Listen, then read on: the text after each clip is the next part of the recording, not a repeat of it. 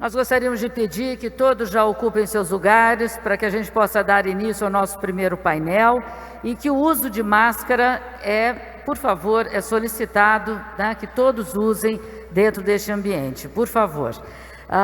Iniciando então as atividades deste dia, convidamos o gerente de políticas públicas do SEBRAE Nacional, senhor Silas Santiago, para apresentar o painel que tem como tema Contribuição do SEBRAE na melhoria do ambiente legal de negócios. Bom dia a todos e a todos, prazer estar aqui nesse grande evento da Unali, parabenizar a Unali por esse evento onde estão legisladores não só do Brasil, mas da América Latina também. O SEBRAE se sente muito feliz em poder fazer parte desse evento, apoiando esse evento. Estivemos ontem o nosso representante do SEBRAE Nacional na abertura. Eu vou falar, se vocês puderem colocar a apresentação. Já está, ok, obrigado. Eu vou falar do papel do SEBRAE na questão de políticas públicas para os pequenos negócios, mas que é um papel importante que nós desempenhamos não só no SEBRAE Nacional, mas nos SEBRAEs em cada estado também, onde vocês vivem, né? A gente diz que o Brasil, um país, não acontece na União, não acontece na capital federal. Ela acontece nos municípios e acontece nos estados onde as pessoas estão e onde os empreendedores estão.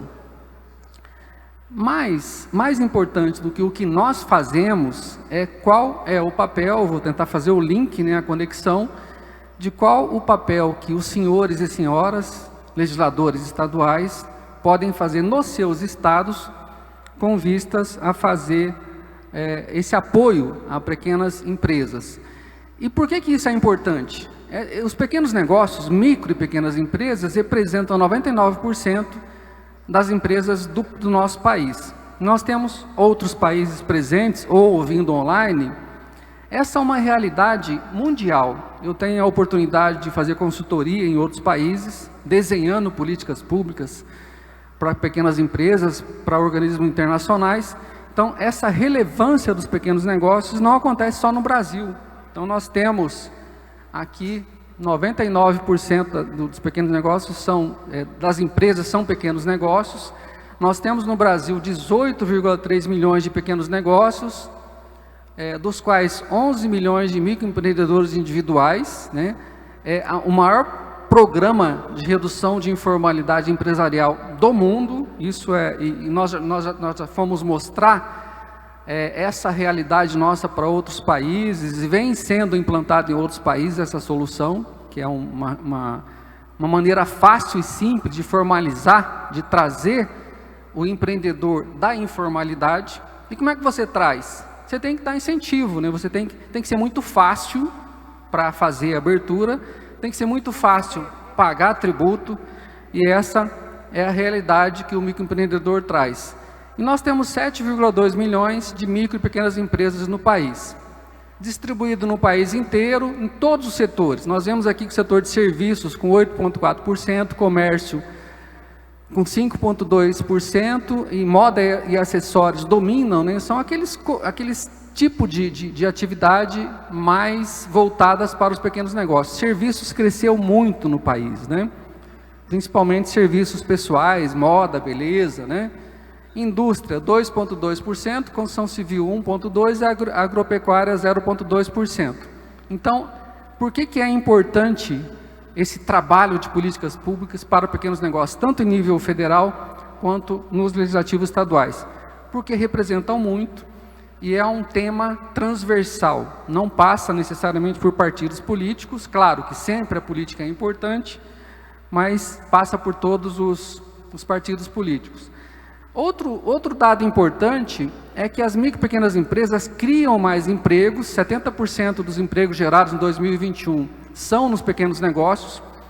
E quando tem uma crise, igual a crise pandêmica, né, da Covid-19, elas resistem um pouco mais, né, até com o apoio que nós conseguimos dar para essas empresas com políticas públicas, e seguram um pouco mais os empregos do que nos grandes negócios, que olham só o resultado. 30% do PIB do país é bom, mas nós temos que melhorar. Um dos papéis do SEBRAE, junto com todos vocês, junto com o Brasil inteiro, é fazer com que esse PIB das pequenas empresas chegue a 40% do país. Tá? Então, essas políticas públicas que nós estamos fazendo hoje e para o futuro, tem essa finalidade de fazer crescer, né, o PIB dos pequenos negócios. Uma pesquisa levada pelo SEBRAE diz o seguinte, que o Brasil é um país de empreendedores. Nós temos muita vontade de empreender, mais até do que fazer um concurso público, que era uma realidade alguns anos atrás. Como os concursos andaram rareando, né? Então, hoje, nós somos um país de empreendedores que tem muita vontade de empreender, e o SEBRAE atua na capacitação desses empreendedores, até dos pré-empreendedores, né? Nós atuamos já quando a pessoa tem vontade de empreender, procura o SEBRAE para fazer o planejamento do negócio. E as estatísticas dizem o seguinte: aqueles que procuram o SEBRAE no pré-negócio, para fazer o planejamento, tem muito mais chance de sucesso, né, no seu negócio no futuro. Quais são os nossos eixos de atuação? Melhoria do marco legal, relacionamento legislativo executivo, proposição e articulação. Melhoria do marco legal é legislação. Nós atuamos no SEBRAE nacional com o governo estadual, com o Congresso, Câmara e Senado, né? Atuamos no poder legislativo executivo federal de uma maneira propositiva e de articulação também. O que é isso? Nós recebemos as demandas do empresariado, das federações, das confederações, dos setores econômicos, e nós fazemos proposições por meio da Frente Parlamentar Mista da Micro e Pequena Empresa lá no Congresso Nacional. E eu já vou falar da frente. Eu acho que é muito importante que nos estados, também todos os estados, tenham uma Frente Parlamentar Mista atuante, e vocês têm um papel fundamental nisso, né? Nós temos essa frente no Congresso Nacional, tem representantes de todos os partidos políticos, e é justamente propositiva porque não é só reativa. Nós não vamos simplesmente ver o que está acontecendo e votar, né, e aprovar ou não.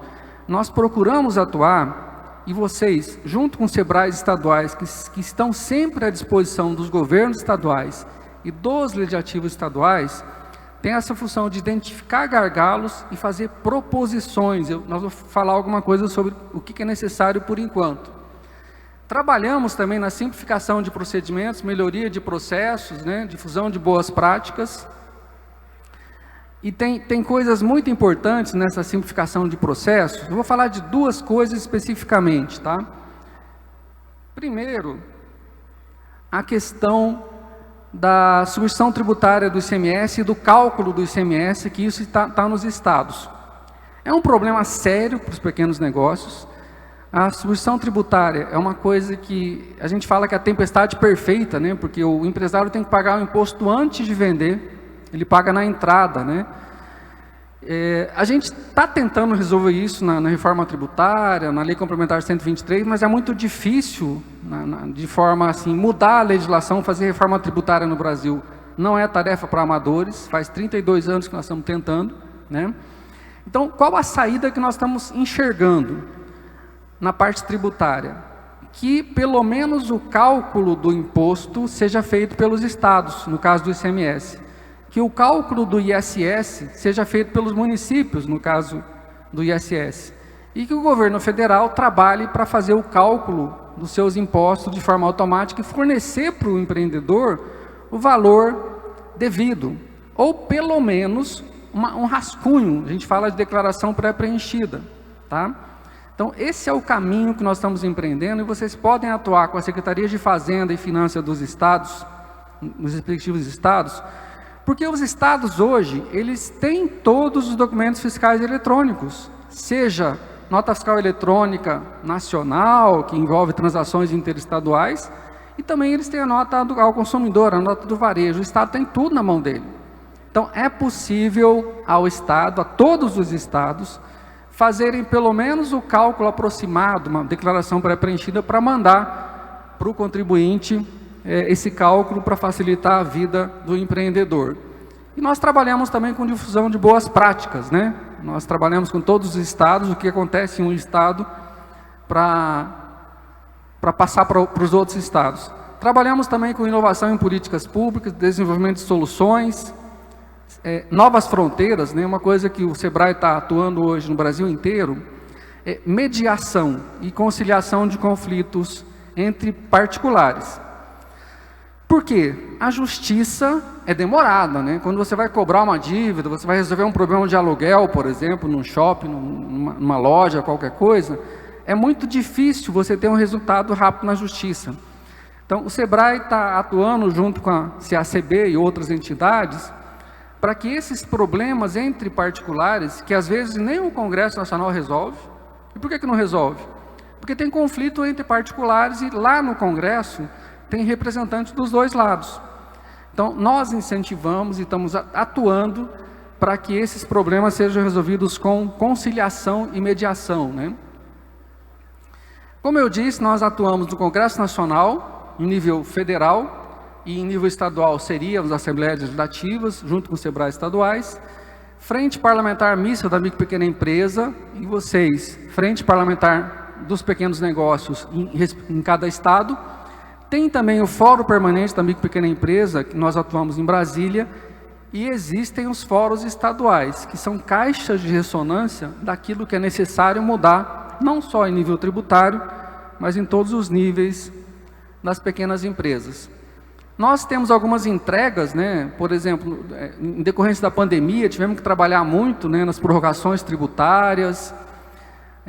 Nós conseguimos fazer com que os pequenos negócios, não só os pequenos negócios, né, possam atuar na internet sem certificado digital, por meio da assinatura avançada, e aí tem um papel importante nos estados também.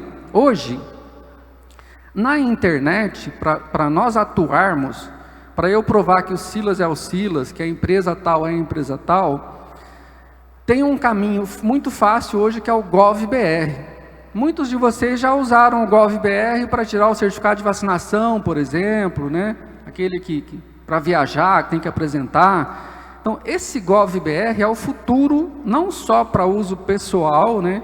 Mas em tudo aquilo que o cidadão tenha que se relacionar com o Estado, o município ou a União, usar o GovBR sem certificado digital. É um caminho que o Brasil criou e está construindo. Qual o papel de vocês em nível estadual? Fazer com que o Estado adira, né, faça a adesão a esse GovBR, para que o cidadão não tenha que ficar entrando em vários portais, que se transforme num portal único de identificação para o cidadão brasileiro, né? Conseguimos medidas trabalhistas, conseguimos aprovar a Lei da Liberdade Econômica, o aperfeiçoamento dela, transação tributária, que é uma coisa importante, porque o refis está muito difícil, né? Aprovar refis está complicado. Nós estamos com um lá no Congresso Nacional na pauta, que é o PLP 46/2021, mas tem muita resistência por parte do governo, mas a transação tributária traz muitos benefícios e podem ser resolvidos problemas de dívida com a Receita Federal, com o PGFN, por meio da transação tributária. Então, se vocês tiverem ou vocês, ou parentes, ou amigos, ou empreendedores, ou empresários que têm problema de dívida tributária, a transação tributária ela está ativa, operante, e é um meio importante de resolver dívida com a Receita e com a PGFN. E o PRONAMP, né? O PRONAMP é a linha de crédito para micro e pequenas empresas, né? Nós não tínhamos uma linha para micro e pequenas empresas. Nós conseguimos criar na pandemia, que foi o ano passado, e em 2021 nós conseguimos transformar esse programa em permanente, né? Então, a tarefa que nós temos agora com o PRONAMP, que os recursos até agora não foram tão grandes assim, mas pelo menos existe a linha. O nosso papel agora é fazer com que essa linha cresça, que tenha recursos e que nós criemos segmentação, né? Nós temos a intenção de transformar, ter, por exemplo, PRONAMP para o microempreendedor, o PRONAMP para microempresa, o PRONAMP para pequena empresa, porque se você deixa todo mundo numa cesta só, o que acaba acontecendo é que o pequeno acaba tomando todo o recurso, né? Então, o Pronamp foi uma grande conquista e o nosso trabalho agora é aperfeiçoar. Então, nós trabalhamos para aperfeiçoar a Lei Geral da Micro e Pequena Empresa lá no Congresso Nacional, e vocês, em nível estadual, podem trabalhar para aperfeiçoar a Lei da Micro e Pequena Empresa estadual, que eu sei que todos os estados têm, mas sempre tem coisas a aperfeiçoar ou a atualizar. Trabalhamos na simplificação tributária e garantia de direitos, trabalhamos na melhoria dos programas de acesso a crédito e na renegociação de dívidas e recuperação de empresas. Com relação à desburocratização, nós temos alguns focos, né? Trabalhos específicos para o microempreendedor individual. Nós temos uma parceria muito importante com o Ministério Público. Por quê? Essa parceria é importante. Porque às vezes o governo do estado, o prefeito, ele tem medo, às vezes, de aplicar o benefício para o pequeno negócio. Por exemplo, a lei determina que a atividade de baixo risco tem que começar a funcionar imediatamente. O que é baixo risco? Tem muita atividade de baixo risco. Escritórios, bares, uma pequena confecção, é baixo risco, não tem que ter uma ação prévia do Estado, né? Ele tem que abrir na Rede Sim e começar a funcionar imediatamente. Aí o prefeito fala assim, não, eu não vou fazer isso porque eu vou ser cobrado pelo Tribunal de Contas, vou ser cobrado pelo Ministério Público.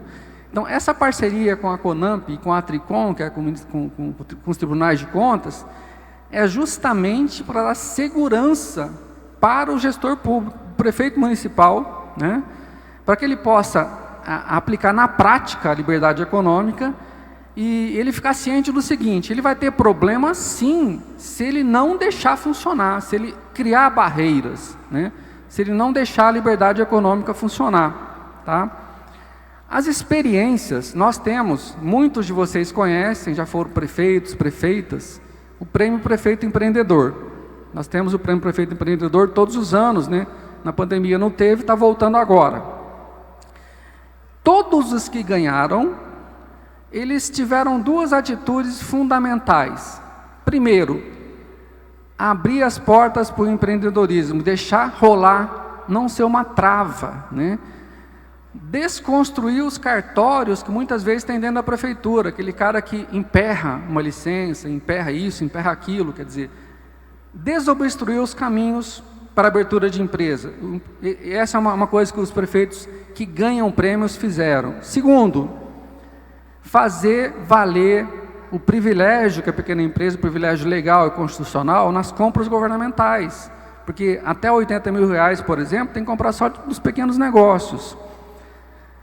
Quem fez isso, os prefeitos que fizeram isso, tiveram duas coisas. Primeiro, ou ganharam o prêmio, ou chegaram perto, mas mais do que isso, desenvolveram a sua cidade, fizeram crescer os números da sua cidade, tanto em emprego, trabalho, renda para o município, o imposto cresceu, né?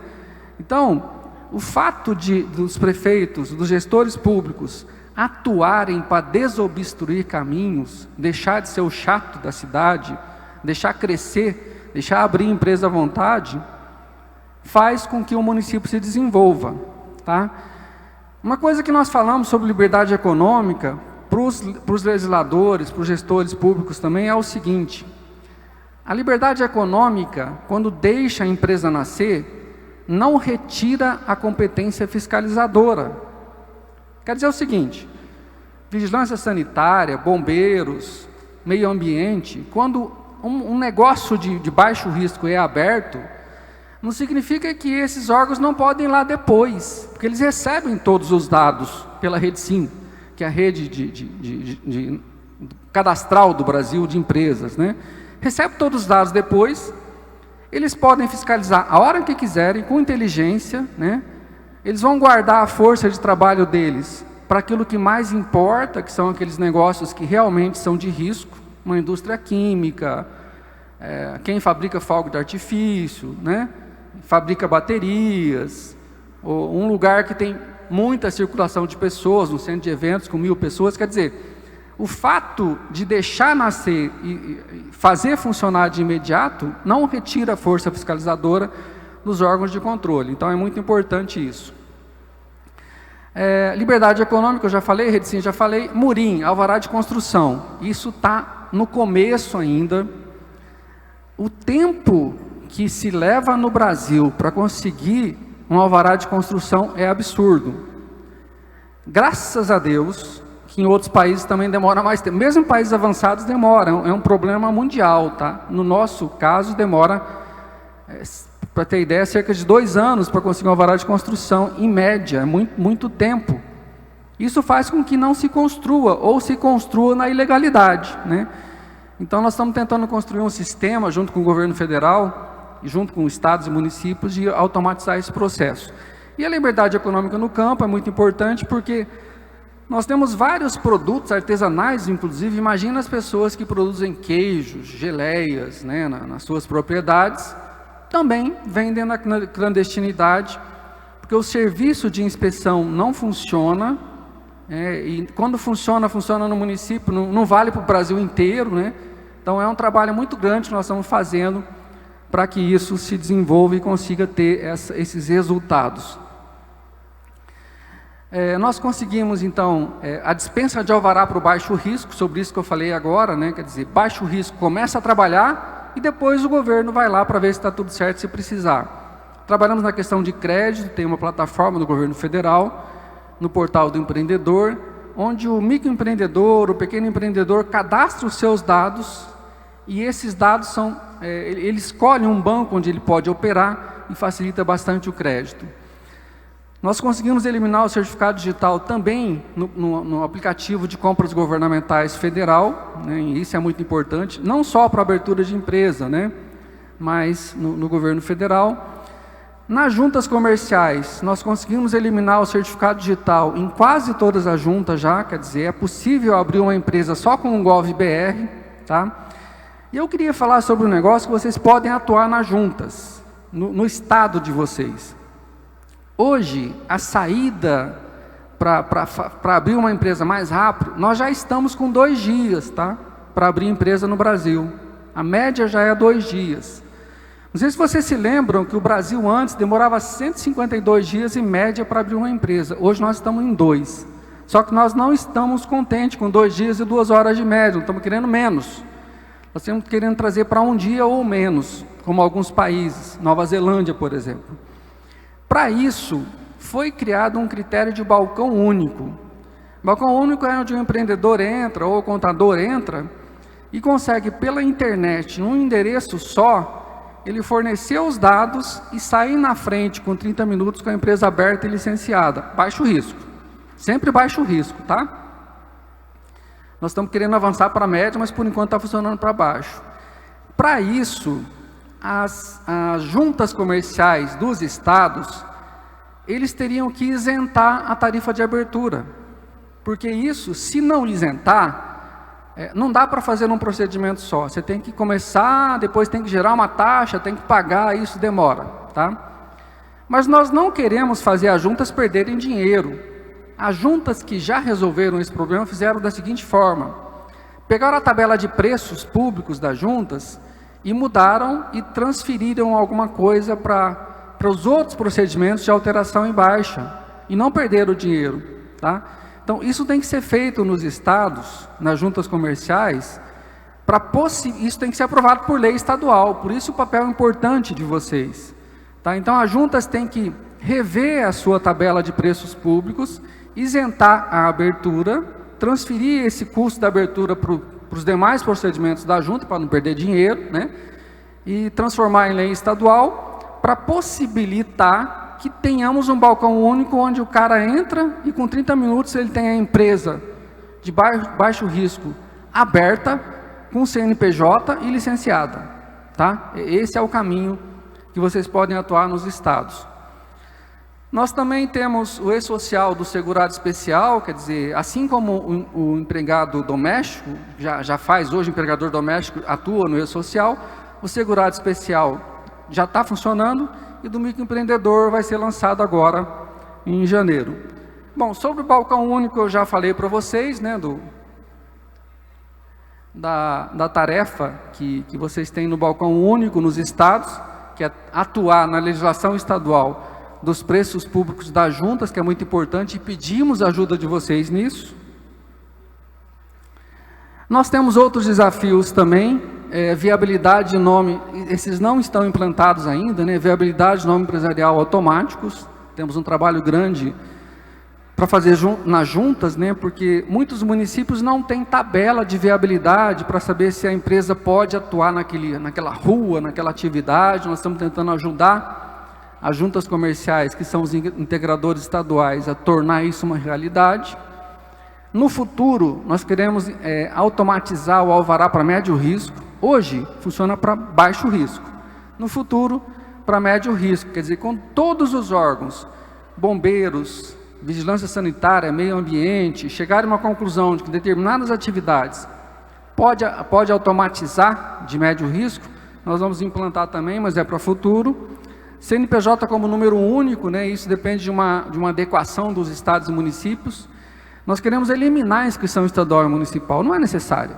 Assim como o CPF hoje tem tendência de ser o número único para a pessoa física, é uma tendência já em andamento, muitos órgãos já estão migrando para isso, nós queremos que o CNPJ para a pessoa jurídica seja o número único também, tá?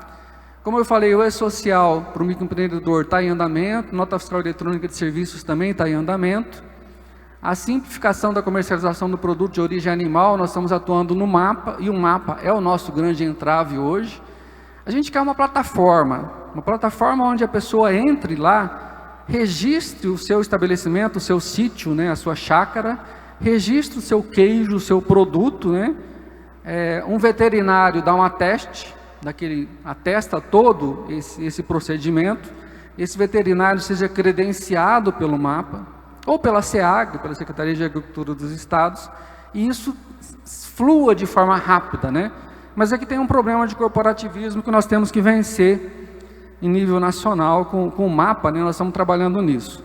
O Inova Simples é para nascer em incubadoras, né? Que nasça e tenha maneiras de se registrar rapidamente, estamos trabalhando nisso também. Já falei sobre a questão de conciliação, da renegociação de dívidas tributárias, e aqui nós temos alguns projetos no Congresso Nacional, mas eu vou destacar um só, tá? Tem muitos e o tempo é curto. É o seguinte, esse PLP 145/2021, que nós estamos lá no Congresso Nacional, ele propõe instituir e regulamentar a apuração prévia dos tributos pela autoridade tributária, a declaração pré-preenchida, com a validação e o recolhimento posterior pelo contribuinte. Como eu disse, nós enxergamos que reforma tributária vai ser difícil sair, tá? A gente fala isso há 32 anos, tem um camarada que fala que faz uns 20 anos, ele estava estudando para concurso, né?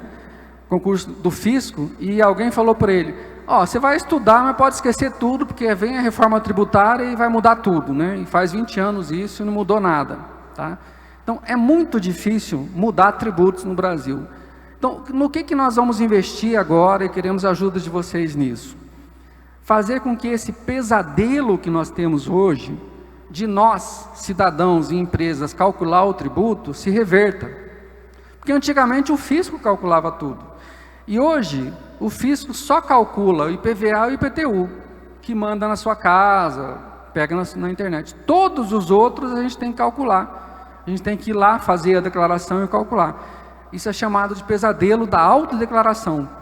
E tem um agravante, né? Se eu fizer errado, se você fizer errado, se a empresa fizer errado, o fisco vai lá e multa você, porque você fez errado.